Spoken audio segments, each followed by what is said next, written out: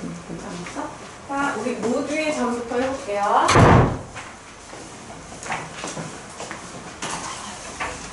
자, 선생님이 그 고2 애들을 지금 내신 그 준비를 해주면서 느낀 거는 원래 우리 학원이 내신 전문 학원은 아니에요. 그때 내가 누차 얘기를 했지만 고등학교의 내신은 중학교랑 진짜 다르거든요. 근데 많은 친구들이 그걸 모르는 상태로 국어학원을 한 번도 안 다녀보다가 고등학교 2학년 때 혼자 안 되겠어서 온 애들이 몇 명 있어요. 그 다음에 선생님하고 중3 때부터 했던 애들이 있고, 그러면은 진짜 큰 차이를 보이는 게 일단 고2가 됐는데도 뭘 공부해야 될지 모르겠다는 표현을 해. 뭘 공부해야 될지 모르겠대. 그게 뭐냐면 중학교는 일단 범위가 진짜 작죠. 지난 시간에 보여줬죠? 범위가 진짜 작아. 범위가 진짜 작고 선생님께서 설명해 주신 내용이 선제 내용이 나옵니다. 그죠? 그래서 프린트를 줬든 선생님이 필기를 해주셨든 뭐 학습 활동에 있든 거기에 있는 표현을 굉장히 많이 활용하세요. 뭐 서구중같이 어려운데 조금 추가적인 것들이 있겠지만 대부분 뭐 일반 중학교 같은 경우는 그대로 나옵니다. 그래서 너희들이 국어 공부를 한다고 하면 머릿속에서 뭐예요? 열심히 외운다예요. 열심히 외운다. 실제로 열심히 외우기만 하면 90점 이상을 맞는 게 그렇게 어려운 일이 아닙니다. 그래서 거기 성실성의 척도라고 보면 돼요. 중학교 때 그거는. 근데 고등학교에 올라가면은 여러분 이제 고등학교 문제를 풀어봤잖아요. 지난 시간에 보여드렸죠.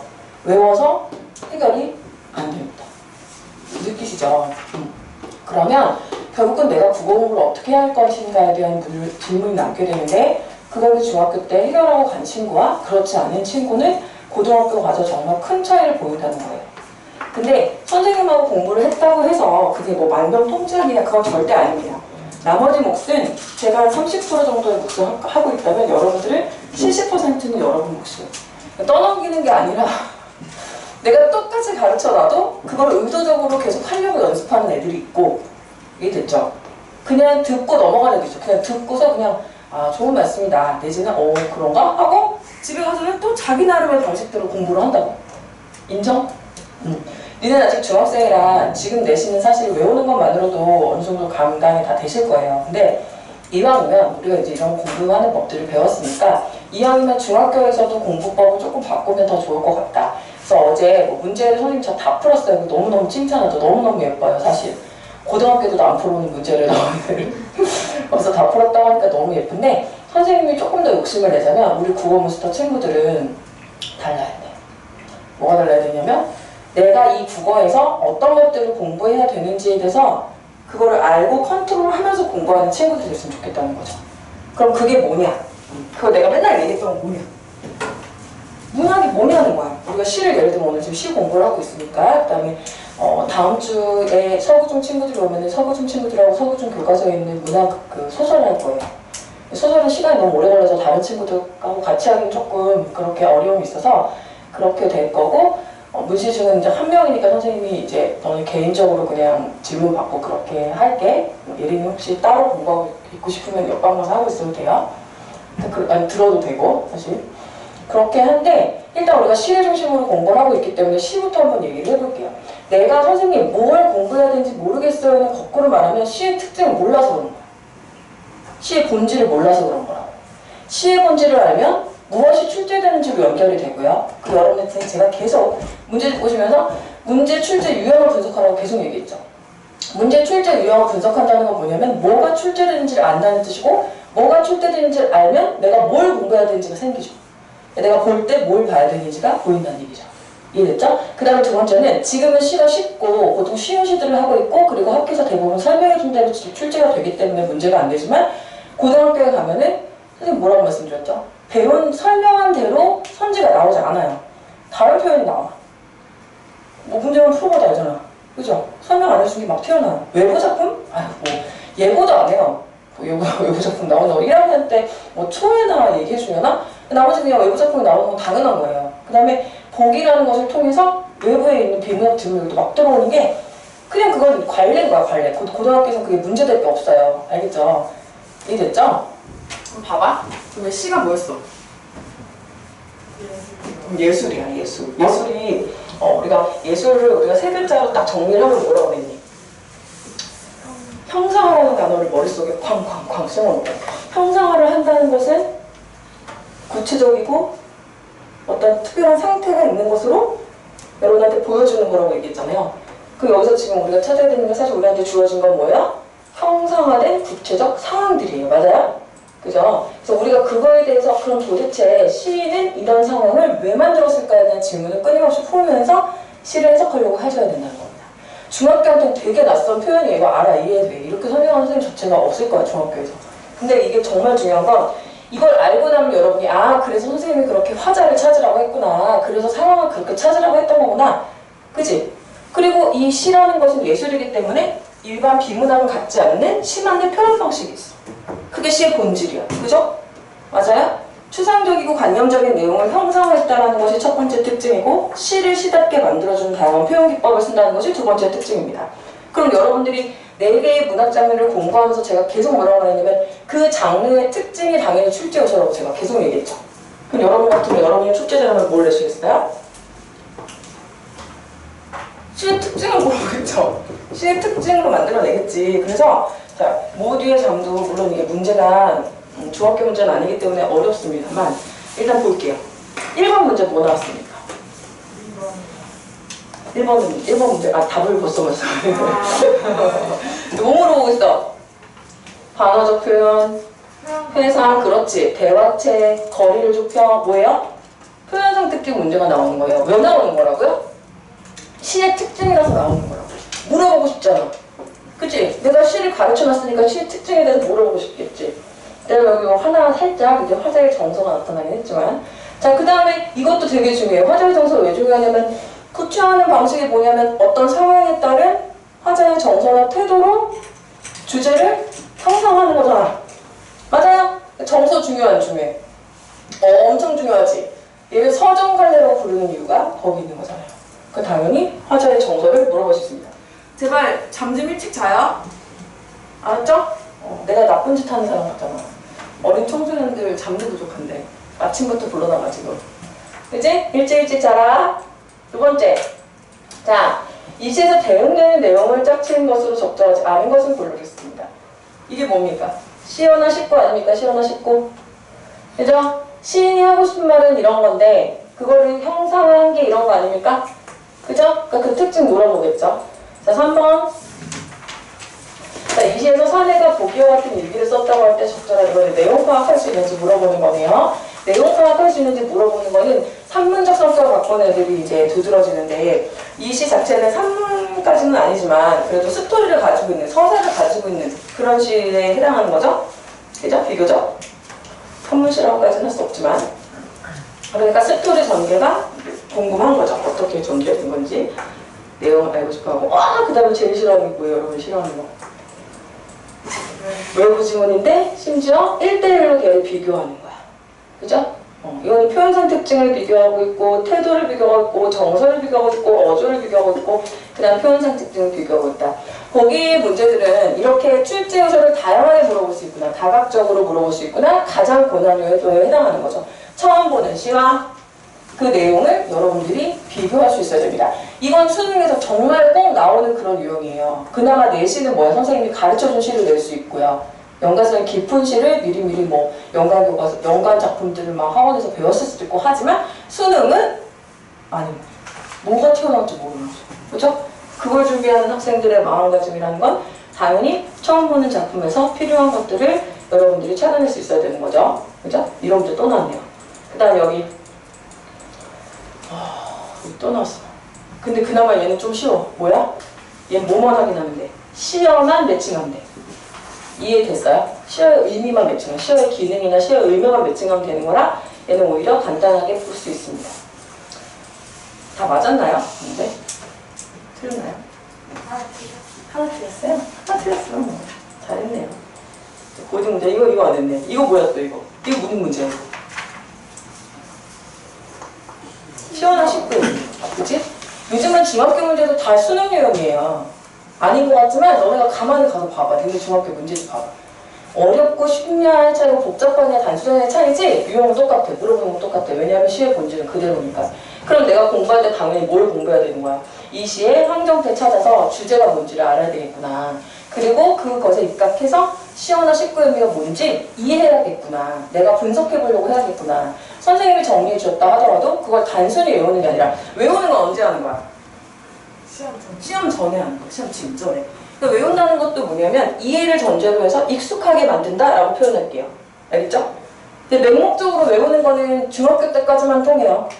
그리고 중학교 때까지도 100점 맞기 힘들어요. 그렇게 해가지고 사실. 알겠죠? 흔들립니다. 뭔가 페이크는 하나씩 다 있기 때문에. 해볼게요. 그러면 뭐부터 봐요? 제목은 뭐겠다? 기억나니? 벌써? 제목 그래. 화자들 뭐 비슷하게 나와. 자, 제목을 먼저 봐요. 제목이 뭐예요? 모 위에 잠을 자. 모 위에 잠. 수시반 셈이네. 모 위에서 잠을 잔다고? 이게 무슨 내용일까? 그 다음에 누구 찾아요?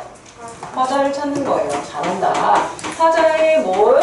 화자가 자기 이야기를 하는 경우가 있고 어떤 대상을 관찰하는 경우가 있다고 했다. 여러분이 보실 때 얘는 어떤 상황이에요? 대상을 관찰하는 상황이에요? 처음 시작이 어때요? 자기가 모두 위에서 자고 있어요? 대상을 관찰하고 있는 거예요. 대상을 관찰했어. 화자가 어떤 상황을 놓여 있는지를 파악해. 그리고 그것에 대한 반응을 확인하는 거야. 반응은 뭐에 대해 뭐로 표현돼? 정서나 태도로 표현되게 돼 있어. 그래서 우리가 찾아야 되는 게 뭐야? 그래서 뭐야? 아빠 이름 뭐야? 아빠 이름? 구글마스터 아빠 이름? 황정태님이라서 황정태 찾아. 그럼 그게 뭐라고 했어? 주제라고 했어. 이건 계속 연습이 돼야 됩니다. 아시겠죠? 자, 그런데 선생님, 상황이나 반응을 찾는 게 너무나 어려워요. 얘가 어떤 정서를 가지고 있는지, 어떤 상황에 놓여 있는지 찾기가 어렵습니다. 그것에 되게 중요한 단서가 되는 것들 여러분들이 수식어와 더 중요한 거 서술어를 눈여겨봐라 라고 제가 말씀드렸어요. 그죠? 이런 거 나타내는 말, 정서를 나타내는 말. 그래서 여러분 숙제하실 때도 실제 그렇게 해보는 거예요. 아시겠죠? 그래서 주의해야 될 점 뭐야? 그렇다고 서술어 찾기 하고 있으라는 거 아니야. 여러분 눈에 띄는 서술어에 대해서 한번 생각을 해보라는 얘기입니다. 그러면 이제 이게 잘 보인다는 거예요. 자, 그렇기 때문에 이게 시의 본질이기 때문에 이 주제에 따라서 이 환경태에 따라서 시어나 식구의 의미가 결정됩니다. 이거 출제될 거고요. 그 다음에 표현상 특징 출제될 겁니다. 그럼 여러분 가만히 집에 들어가셔서 학교에서 선생님이 필기해 주신 내용을 가만히 보십시오. 프린트를 가만히 들여다보십시오. 다 이거에 대한 얘기입니다. 그죠? 근데 이거에 대해서 왜 써주시는지를 아는 애와 모르는 애의 차이가 있는데 우리는 아는 애가 되자는 거죠. 이게 뭔지 이걸로 인해서 주제가 형성되고 있기 때문에 중요하다는 거. 자, 해볼게요. 저 지붕 아래 제비집이 너무도 작아요. 갓 태어난 새끼들만으로도 가득 차대. 어미는 자 이제 이 사람이 지금 뭐하고 있니? 상황 유타가 무슨 상황이야? 뭘 발견했어? 제비집. 그치 제비집을 발견했지. 그치? 제비집의 상태가 컨디션이 어때? 너무도 작아. 서술어 그랬죠? 너무도 작아. 자, 이 모든 것들은 다 뭐야? 의도적 설정이 됐습니다. 이해됐죠? 왜 너무도 작게 했을까? 생각해보시고 갓 태어난 새끼들만으로 가득 차고 그들의 보호자라고 할 수 있는 어미의 이제 시선이 간 거예요. 어미는 어디 있어요? 둥지를 날개로 덮은 채, 자, 간신히 잠들어서 간신히. 자, 제비집을 발견했고 그 사람이 여러분한테 보여주고 있는 장면을 보시라는 거예요. 그림을 선생님이 워낙 잘 그리니까. 여러분들.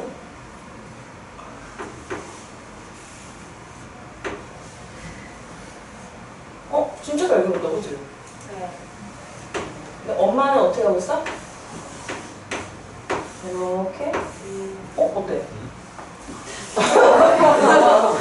간신히 잠들었어, 간신히. 어깨 깎은 것 같아요. 네? 어깨 깎은 어깨 깎고 날개야 얘들아. 날개로 애들이 보여주는 거잖아. 어때? 이렇게 생겼어, 그지? 네.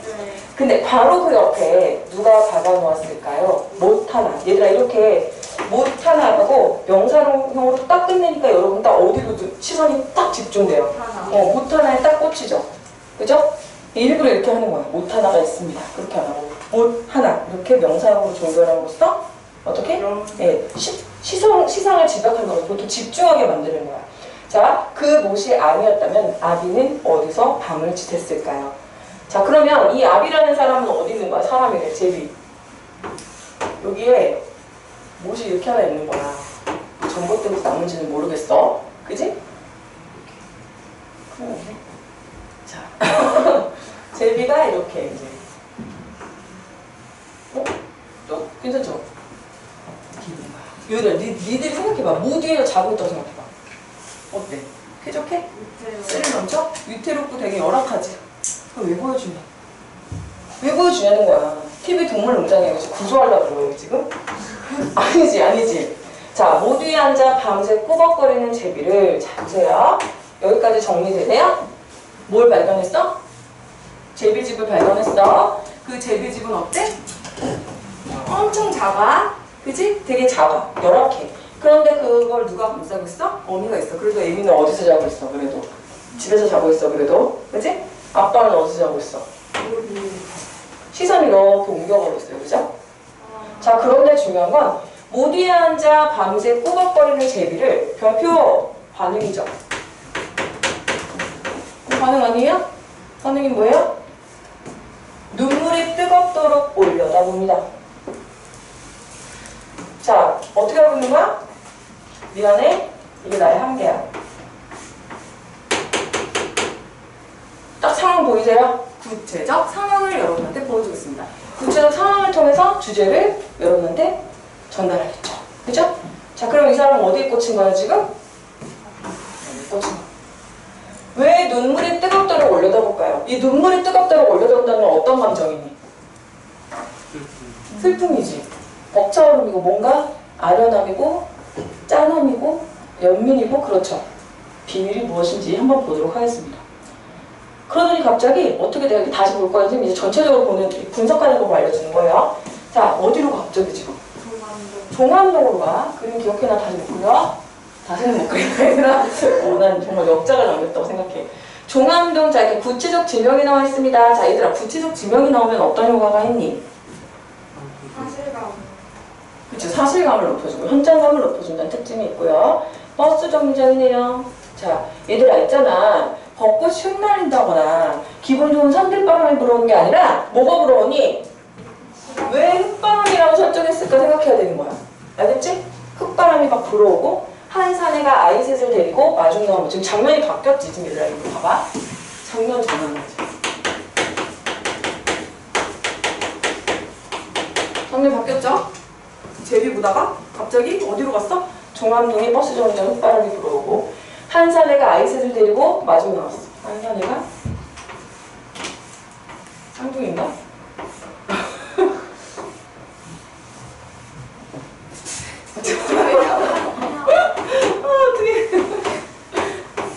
이렇게 아이셋을 데리고 마중 나왔대. 얘들아, 수많은 버스를 보냈다는 이 얘기는 왜 하는 거지? 수많은 버스를 보냈다. 시간이 많이 지났다는 거야. 그지? 시간이 많이 지난 다음에 어떤 여자? 피곤해 지친 한 여자가 내리고. 자, 중요하죠. 왜 피곤해 지친 여자라고 했을까? 왜 흙바람이라고 했을까? 그 창백함 때문에 이 엄마 지금 엄마래. 이 여자 되게 지금 상태가 창백한 상태야. 반쪽난 달빛은 또 얼마나 창백했던 거예요. 누구래요? 엄마의 옷자락을 잡고. 여러분 좀 이상하지 않아요? 물론 요즘에는 성평등 사회고 성 이데올로기가 많이 완화된 시대지만, 그죠? 예전에는 어땠죠? 돈은 누가 버는 게 되게 지배적이었니? 보통 아버지가 돈을 벌죠. 그죠? 근데 여기는 지금 어떤 상황인 것 같아요? 엄마가 지금 생계를 꾸려가고 있는 상황인 것 같아요. 아이가 무려 셋이나 되고요. 여러분, 늦은 시간에 돼서야 수많은 버스를 보는 것에야 한참 늦은 시간에 달이 뜬 그 시각에 피곤한 지친 엄마가 어떻게 엄마가 여기서 이렇게 옮겨져. 엄마! 이러면서 달려. 그럼 봐봐. 니네가 이 남자라고 생각해봐. 볼게요. 사내의 그 마음을 오늘 밤은 알 것도 같습니다. 그랬어. 그 사내가 누구였을까? 아빠였을 것 같죠. 그죠? 여러분 생각하는 거예요. 자, 다 주네 정보를. 무슨 주머니? 실험이 나왔네. 상황 나왔네. 이 아빠는 무슨 상태니? 실직 상태야. 오늘 휴무가 아니야. 실직 상태였던 거야. 실험의 호주머니. 얘들아, 근데 이 실험 다시 할 거야. 실험의 호주머니에서 만져주던 때 묻은 호두알을 쉽게 깨어지지 않고 서술어. 그러니까 무슨 뜻이야? 쉽게 깨어지지 않았다는 건 무슨 뜻이니? 계속 실제 상태였다는 얘기지. 그럼 니네가 생각해봐. 그럼 여기 가가지고 이 아내를, 사랑하는 아내를 내가 능력이 안 돼가지고 생계전 전에 내보내고 어린애들은 엄마 없이 그렇게 막 구질구질 꼬질꼬질한 상태에서 흙바람 막 불고 있고 버스를 한참 지내보는 동안 얼마나 많은 생각들이 흘렀을 거고, 그죠? 얼마나 큰 죄책감들이 들었겠어요? 아니에요? 전혀 공감이 안 돼요. 이거 공감이 돼야 되는데 공감에 대한 이슈를 이해할 수 있어요. 이해됐죠? 자, 그래서 제자리에 선 채 달빛을 좀 더 바라보던 밑줄 쳐보자. 왜 제자리에 서서 달빛을 보고 있는 거야? 상상해보세요.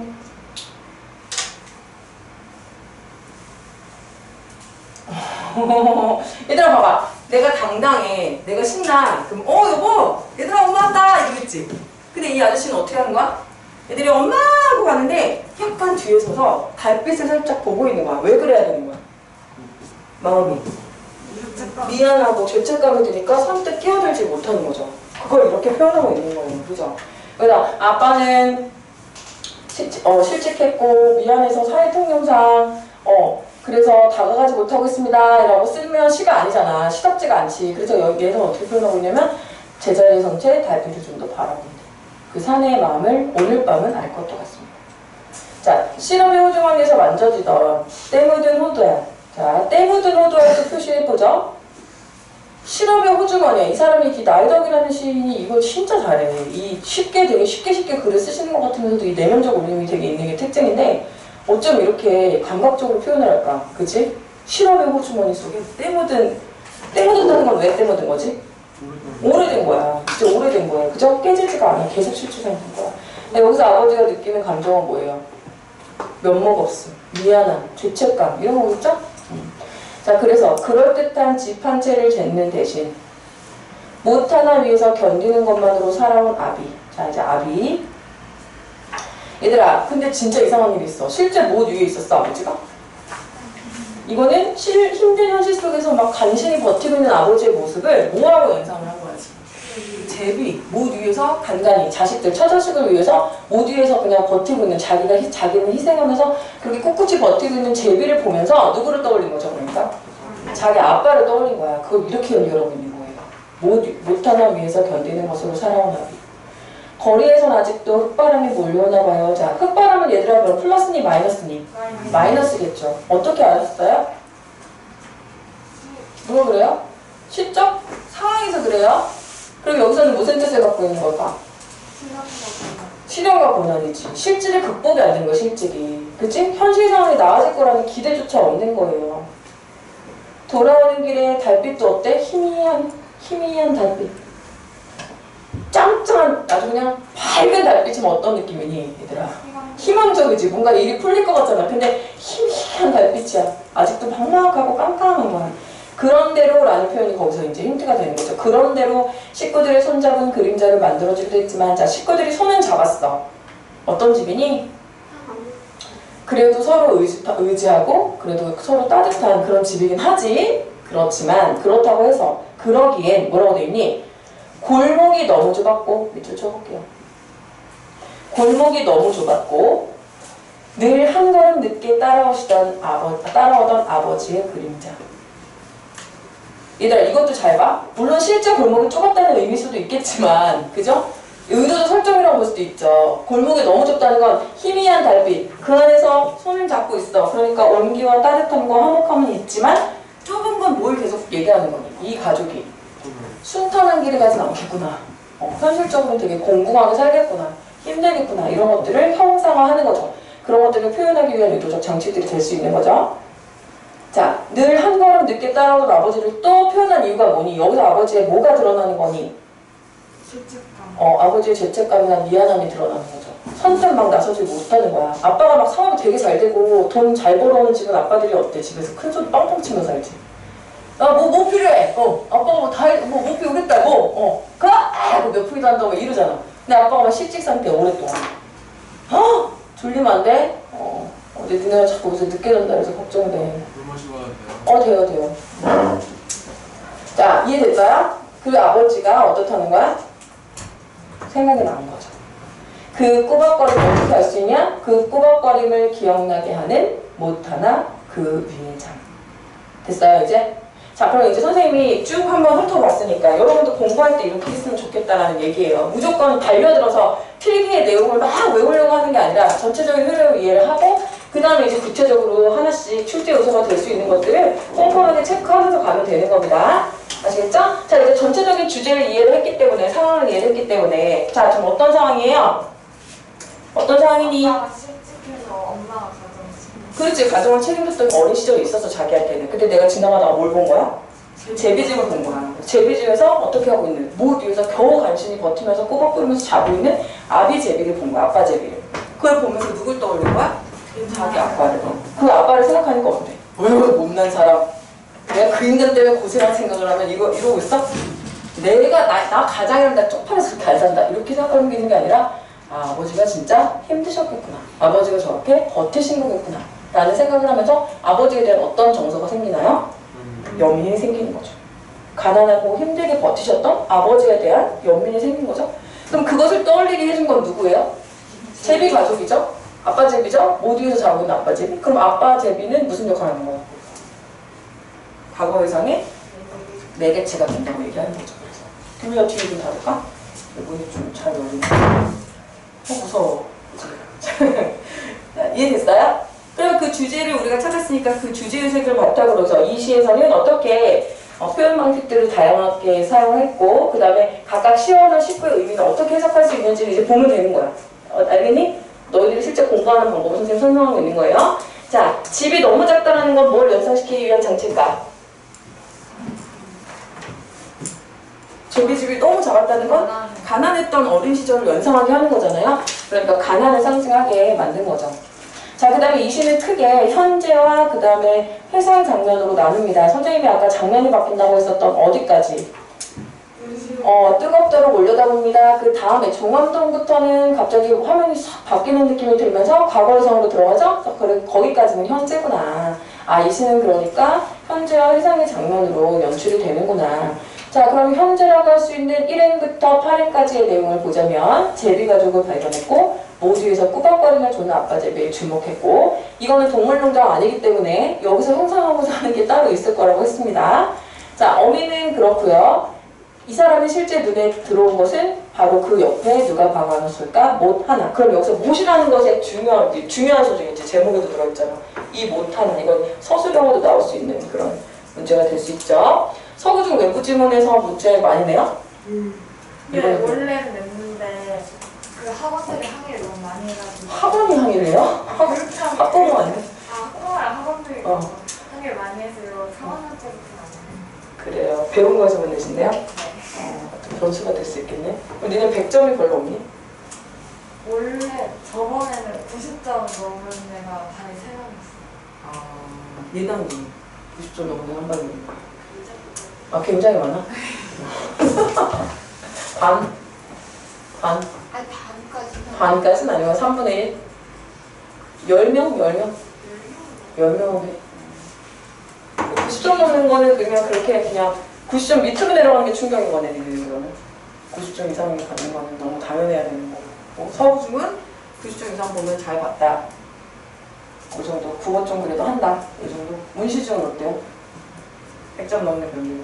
생각보다 100점 넘는 아, 그럼 90점 이상은 별로. 잘 모르니까 많은데. 보기 많아. 100점을 받고 싶구나, 우리는. 그치? 근데 이번 시험을 더 싫을 것 같아요. 다 싫을 거예요. 눈이 드시면 아니면 중간 어렵다고 했는데 진짜 어렵게 했고 뭐? 중간 안 쉽다고 했는데 진짜 쉽게 했어요. 믿을 수 있겠네, 뭐. 근데 너희들은 쉽게 나오는 게 중학교는 쉽게 나오는 게 좋니? 네. 절대평가잖아. 절대평가긴 한데 어차피 근데 가내신 같은 거는 그거 따지잖아. 그래서 좀 좋은 게 근데 이거 제가 A 80점 때 나와도 그게 크잖아요. 그치. 괜찮잖아. 그지? 그래서 가내시는 게 나. 그래, 그래서 괜찮아. 그 안에서 잘하는 게 중요한 거야. 점수 기분만 좋으면 뭐해? 그지? 그치? 못하다. 중요해. 이 못은 그러면 뭐야? 어떤 역할을 하고 무슨 뜻을 갖고 있어? 이게 못이 아니고 다른 거면은 또 다른 얘기가 되는 거야. 바구니 같은 거면 또 바구니가 되는 거야, 이거는. 그지? 집 위면 잎사귀 나뭇잎 위에서 자고 있으면 나뭇잎이 되는 거야. 이건 뭐야? 아버지의 고등학교 삶을 연상시키는 소재가 되는 거죠. 이해됐어요? 자, 그곳이 아니었다면 아비는 어디서 밤을 새웠을까요? 자, 아비한테 집중합니다. 모두에 앉아서 밤새 꾸벅거리는 제비. 자, 이제 여러분 알 수 있죠? 이 모두에 앉아서 밤새 꾸벅거리는 제비를 보면서 누구를 떠올립니까? 누구로? 아버지를 떠올려서 어떻게 되는 거야? 눈물이 뜨겁도록 올려다보게 되는 거야. 만약에 아버지가 뭐 이건이야. 막 재벌이야, 재벌. 건물주야, 건물주. 그러면 내가 이 모두의 잠을, 이 꾸벅거리는 제비를 봤다고 해서 막 아버지가 생각나진 않을 거 아니야. 눈물 나? 니네한테 이러겠지? 어떻게 저기 자냐? 와, 대박. 진짜 신기해. 이거 빨리 봐봐. 가능? 이게 가능? 이거 싫어해? 막 이러겠지. 근데 이 사람은 뭐가 있었던 거야? 과거의 경험이 있었던 거죠. 그래서 아버지를 떠올리는 연상시키는 소재가 됩니다. 그래서 이제 과거로 가봅니다. 종암동 어떤 일이 있었냐면요. 이런 일이 있었어요. 종암동 버스정류장, 종암동 흙바람 불어오고. 자, 그럼 여기서 흙바람이라는 건 부정적 의미, 시적 상황을 봤을 때 실험과 고난의 얘기가 되는 겁니다. 이제 이해가 되는 거죠. 이게 왜 실험과 고난인지. 아이셋은 이 중에 하나가 나였겠지. 이제 이 중에 하나가 시적 화제였겠지? 피곤해 지친 여자는 엄마겠지. 전체적인 분위기를 봤을 때 뭐야? 저 엄마는 생계를 책임지고 있었던 거야.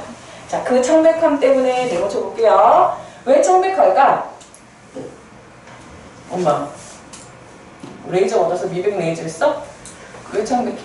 컨디션이 안 좋은 거지. 고생을 너무 많이 해가지고. 일부러 그렇게 설정한 거지.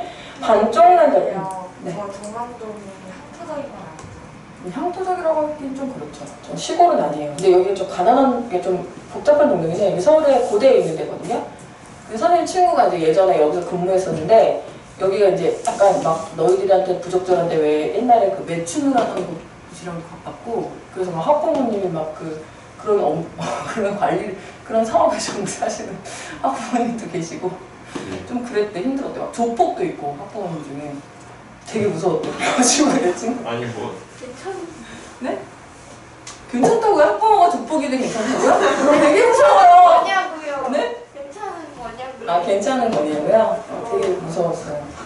얘기만 들어도 무서워. 아니, 선생님 친구가 또 의정부에 이렇게 옛날에는 니네는 아닌데 옛날에는 고등학교 갈 때도 시험을 봐야 되거든요? 거기 떨어진 애들이 오는 애들이 있었대. 그러면은 거기 어떻게 보면 귀엽기도 한데 선생님이 이제 청소 시간이 되면은 왜 우리만 청소해요? 그랬대, 담임한테. 왜 우리만 청소해요? 선생님도 같이 해요. 그리고 교장 선생님이 막 빨리 좀 와! 이거 시키자! 막 이러고 종쳐도 안 들어오니까. 학급비 옛날에 우리는 지금 없지만 옛날에는 학부 물품이나 이런 게 정부 지원이 별로 없으니까 학급비 같은 거 걷었거든? 1,000원씩 뭐 2,000원씩? 그러면 담임쌤한테 왜 선생님은 안 내냐고 그러고. 저는 그런 애들 안 가르쳐봤지만 아무튼 귀여울 것 같기도 하고. 그죠? 자. 귀엽잖아. 근데 그러니까 내가 처음에 교사 되기, 그러니까 졸업하자마자 한 몇 개월 임시로 근무했던 학교가 있거든? 거기는 이게 일반고였는데 지역에서 되게 열악한 데였어. 그래가지고 거기에 1층이 있다는 걸 난 처음 알았어. 그러니까 내가 근무했던 학교 중에 어디에도 1층에는 없었는데 거기는 처음 이제 1층 같은 애들이 있는 거야. 진짜 무서워. 쌤도 무서워요? 근데 나는 머리를 잘 썼어. 내가 걔를 엄청 예뻐해줬다? 그랬더니 모든 게 평정되더라고, 그냥. 걔는 어떤 선생님도 걔를 예뻐해준 선생님이 없을 거 아니야. 근데 내가 걔한테 심부름을 막 시켰어. 걔 이름이 진이라는 거 듣고 있으면 안 되는데? 진이라는 외자를 썼던 애인데 다른 선생님들이 다 걔를 모른 척하고 다 이제 쟤는 건드리지 마세요 막 이런 애였는데 그냥 내가 그때 나도 혈기 왕성 25살밖에 안 됐으니까 나도 어렸잖아. 그러니까 걔한테 진아 선생님 좀 도와줄래? 내가 되게 깜짝 놀라는 거야. 처음에 날 만만히 봤다가 그래서 엄청 친해졌어. 그랬더니 그다음부터는 야 다 앉아라. 그랬더니 딱 한 번 쳐다보면 남자들이 쫙 앉아있고 근데 되게 진짜 귀엽던데? 걔네들 다 사랑받고 싶어서 그런 거야. 애들이잖아. 오빠 애인데 뭐 애들인데 그치? 니네도 다 삐딱해지고 싶고 이런 마음 들 때가 있잖아. 그치? 너희는 아니구나. 다행이야. 너희들은 모범생으로 타고났나 봐. 졸지는 말고 일찍 자고 제발. 알았지? 자, 이거는 얘들아 반쪽난 달빛이야. 그치? 그 달빛이 너무나 창백했대. 그럼 얘들아 이거는 어떤 이미지가 되게 두드러지니? 여러 가지 감각적 이미지 중에 시각적 이미지가 굉장히 어머니의 이미지를 자기가 사실 주관적으로 성장한 거죠. 사실 이거는 그랬던 것 같은 거야. 유년 시절의 어머니의 모습은 늘 파리하고 창백하고 핏기하고 피곤해 보이고 이랬던 거지. 이해됐죠? 아이들은 달려가 엄마의 옷자락을 잡고 제자리에서 제 달빛을 좀 더 바라보던 이런 행위, 이 인물이 이런 행위를 하는 이 인물의 내면 심리에 대해서 여러분들이 파악할 수 있어야 되죠. 여러분이 이런 가장이라고 생각해 보시라는 거죠. 사회통념상 보통 아빠가 책임을 져야 되는데 생계를 그러지 못하고 있는 상황에서의 아빠는 선뜻 다가서기 어려웠을 거다. 그죠? 예, 미안한 마음, 면목 없는 마음 이런 것들을 갖고 있었을 거다. 자, 그런데 사내의, 자 그러면 바라보던 사내의 그 마음을 네모칠게요. 오늘 밤 알 것도 같아요. 이 사람 어떻게 알게 됐어? 네모쳐야 돼? 이 오늘 밤. 이 오늘 밤은 언제야? 지금 제비 본날. 제비 본날 밤인 거야. 알겠지? 아비 제비를 보는 그 시점에 알 것도 같다. 이런 거 시험 때 나올 수 있죠. 여러분이 내용 파악을 정확히 했는지 확인해야 되니까. 자, 실업의 호주머니. 야, 이걸 통해서 아빠의 처지를 알 수 있어. 아버지는 뭐야? 실업자였나 봐. 실업의 호주머니에 그냥 아버지는 실직 상태였다라고 하면 되는데 실업의 호주머니에 때 묻은 호두알을 깨어지지 않고라고 쓰는 이유는 얘가 뭐기 때문에? 시이기 때문에 가지가지 하는 거랬어. 감각적 이미지를 표현하는 거라고 했어. 아, 때 묻은 호두알이 되게 깨지지 않았다는 건 계속 실직 상태였구나. 그럴듯한 집 한 채를 짓는 대신 못 하나 위해서 견디는 것. 자, 여기 되게 중요해요. 못 하나 위해서 견디는 것 누구의 이미지니 지금? 근데 지금 뭐라고 표현하고 있냐면 못 하나 위해서 견디는 것. 이거는 누구의 이미지야? 제비. 아빠 제비의 이미지야. 그치? 어떻게? 아버지와 연결하고 있지? 이미지의 중첩이 일어나고 있어요. 의도적으로 그런 거지. 내가 이걸 통해서 아버지를 떠올렸어라는 걸 보여주고 있는 거죠. 거리에선 아직도 바람이 불고 있습니다. 몰려오나 봐요. 아직도 여전히 시련과 고난의 상황이 계속되고 있어. 실질이 극복되지 않았다는 거죠. 아까 얘기했어요. 돌아오는 길에 희미한 달빛, 너무 암울해.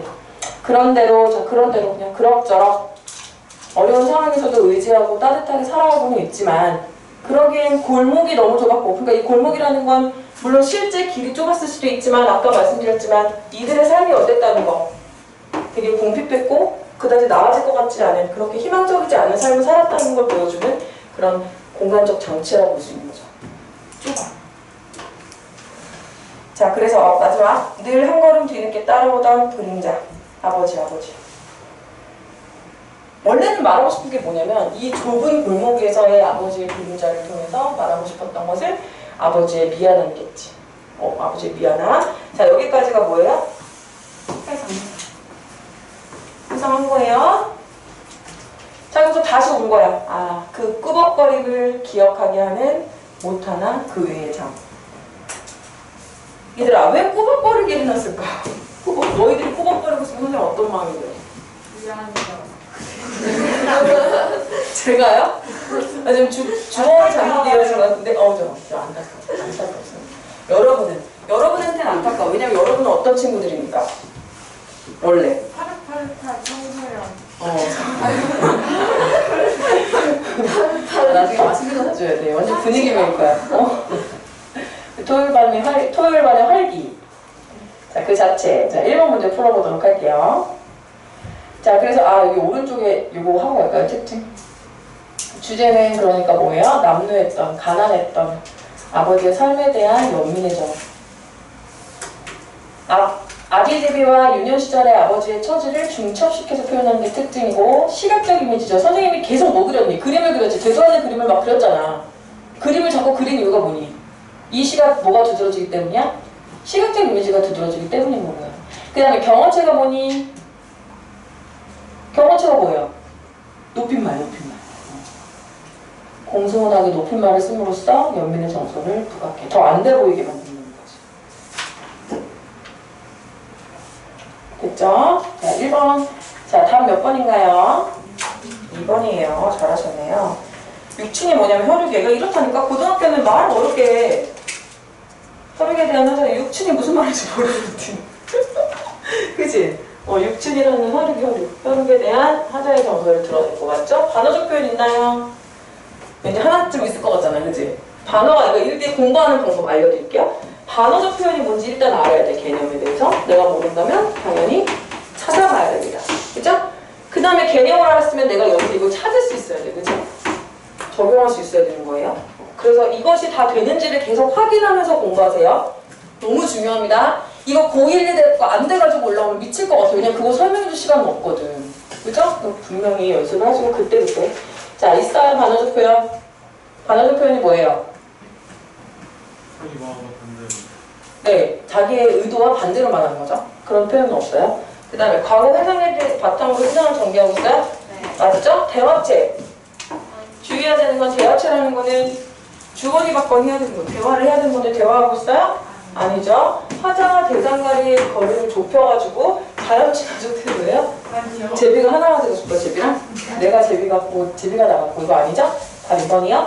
이 시에 대응되는 내용을 짝지은 것으로 설명한 거, 적절하지 않은 거. 작은 제비집은 그럴듯한 집은 없는 상황과 연결되고요. 제비 새끼들은 아이가 셋이나 있는 거. 둥지를 날개로 덮은 어미 제비는 피곤에 지친 한 여자가 될 수 있고 모두 위에서 꼬박거리던 제비는 한 걸음 늦게 따라오신 아버지.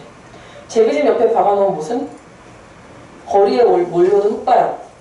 얘들아, 이거는 거기에 본질적인 의미를 생각해보면 되는데 이때 못은 어떤 역할을 하니? 아버지한테 뭐야? 안식처 아니야? 유일한 안식처? 뭐가 안식처? 이 상황에서는 그렇잖아. 이게 최고의 선택이라고 할 수는 없지만 최선의 선택이라고 할 수는 없지만 이거는 맞아 없었으면 이렇게 되었잖아. 그치? 아니면 어디서 밤을 새웠을까요? 라고 했기 때문에 시적 상황 속에서 이 못이라는 건 의지하고 그나마 의지할 곳이에요. 그죠? 흙바람은 뭐예요? 실현고난이에요. 그러니까 아닙니다. 3번. 이 시의 사내가 보기와 같은 일기를 썼다고 해서 적절하지 않은 거. 이거 되게 웃겨. 뭐가 틀렸니? 그쵸, 이거. 손을 잡고 걷지 않죠? 그죠? 난 혼자 뒤로 걸어가고 있죠? 5번이 틀렸습니다. 자, 4번 잠깐 패스하시고 5번. 5번에 단 몇 번일까요? 5번이죠. 사내가 가족과 정서적 유대감을 느끼는 공간이 골목일 리가 없죠. 이 골목은 뭘로 나타내는 거였어요? 그런 거리가. 그쵸. 오히려 공핍한 삶, 힘든 미래, 이런 것들을 나타내는 거라고 했어. 자, 6번 보겠습니다. 6번은 일단 뭐부터 해야 되냐면 꾸벅거리는 제비의 기능을 얘기해야 돼요. 꾸벅거리는 제비는 어떤 기능을 하고 있어요? 세상의 매개체죠? 아버지를 떠올리게 하는 매개체 역할을 하고 있어요. 자, 그럼 6번에서 어두운 방 안엔 바알간 불쑥불이 피고 외로운 늙으신 할머니가 애처로이 잦아드는 어린 목숨을 지키고 있었다. 애처로이 잦아든 누가 주워오고 있는 거야. 이윽고 눈 속을 아버지가 약을 사주고 돌아오셨다. 아버지가 눈을 치고 따오신 그 붉은 살치의 열매. 이거는 아버지 사랑에 담긴 그런 소재라고 할 수 있고 나는 한 마리 어린 짐승. 젊은 아버지의 서늘한 옷자락 열로 상기한 볼을 마음없이 부인해보셨다. 이따금 뒷문은 눈을 치고 있었다. 그날 밤이 어쩌면 성탄제의 마지막 밤이었을지도 모른다. 언제나도 그때만큼의 아버지의 나이를 먹었다. 옛것이란 찾아볼 필요 없는 성탄제가 자, 지금 뭐야? 나는 어른이 됐고 과거를 뭐하고 있니? 회상을 하고 있는데 뭐가 내리고 있어? 눈을 내리고 있는 거야. 그 눈 때문에 누굴 떠올리게 됐니? 아버지를 떠올리게 됐죠. 옛날을 회상하게 됐어요. 그래서 얘는 답이 몇 번이에요? 4번이 되는 겁니다. 자, 4번 같은 경우는 이 문제가 이 시를 여러분들한테 지금 설명해 줄 건 아니고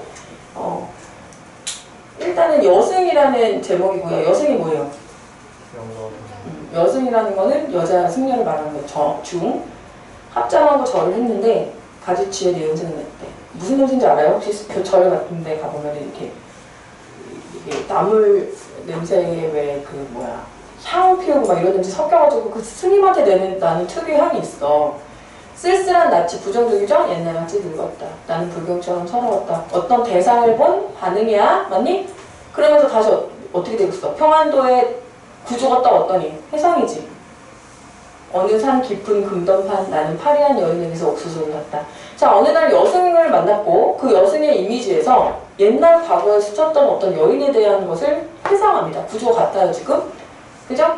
그 여인은 나어린 딸 아이를 따르며 가을밤같이 차게 울었다. 섭벌같이 나아간 지아비를 기다려 10년이 왔다. 자, 남편은 섭벌같이 없어져 버렸어. 이 여자 얼마나 기구하니? 10년이나 지났는데도 안 나타나. 어린 딸은 도라지꽃이 좋아 무덤으로 갔대. 무슨 뜻이야? 딸은 죽었어. 어린 딸은 죽었어. 이 기구한 운명의 여인을 떠올리게 됐습니다. 저 여승도 그런 사연들이 있겠지? 이러면서. 이해됐죠? 됐죠?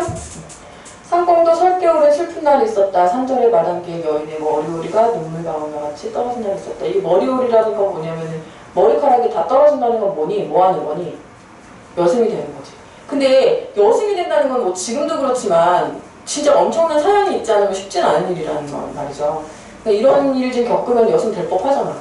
그치? 그래서 진짜 이 여자가 그런 사연을 갖고 있는 사람일 수도 있고 이런 여승을 보면서 저 여자도 어떤 사연이 있겠지? 내가 알던 사람도 이렇게 해서 여승이 됐는데 이렇게 됐을 수도 있는 거죠.